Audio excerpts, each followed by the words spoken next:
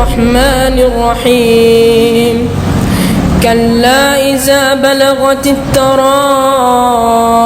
وقيل من راق وظن أنه الفراق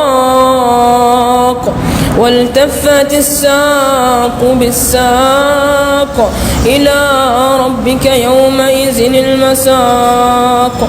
قبل ما نبدأ الفيديو ده هنصلي على الحبيب محمد تحت في التعليقات وهتوصلوا الفيديو ده ل 50,000 لايك. انا عارف ان شاء الله ان انتوا قدها قوي قوي قوي يعني. حبيبي عامل ايه؟ الحمد لله. ازي صحتك؟ حلو الحمد لله. اسالك سؤالين. تمام.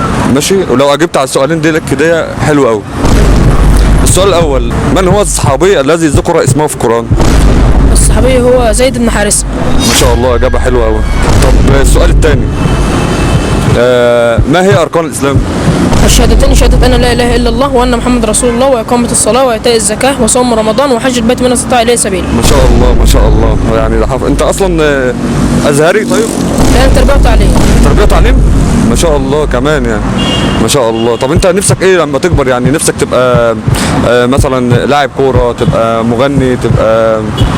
أنا بحب الكورة. بحب الكوره. طب وايه تاني بقى غير الكوره؟ وبقرأ قرآن برضه. ما شاء الله ما شاء الله. طب ممكن تسمعني اي حاجه من القران يعني؟ بسم الله الرحمن الرحيم كلا إذا بلغت التراقي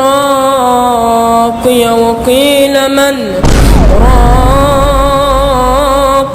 وظن أنه الفراق والتفت الساق بالساق إلى ربك يومئذ المساق فلا صدق ولا صلى ولكن كذب وتولى ثم ذهب إلى أهله يتمطى أولى لك فأولى ثم أولى لك فأولى أيحسب الإنسان أن يترك سدى ألم يكن نطفة من مني يمنى ثم كان علقة فخلق فسوى. الله الله الله الله الله الله. بصراحة صوت يعني جامد قوي ما شاء الله يعني عليه. يعني انت عندك كام سنة اصلا؟ 14 سنة. ما شاء الله عليك. انت اسمك ايه اصلا؟ احمد محمود رفعت. ما شاء الله ما شاء الله. يعني بصراحة يعني لو عجبكم الصوت ده يا جماعة ما تنسوش تكتبوا لي تحت في التعليقات. بصراحة يعني دي النماذج اللي اتشرف بجد والله. يعني ما شاء الله عليه وربنا يحرسك ان شاء الله يا احمد حبيبي.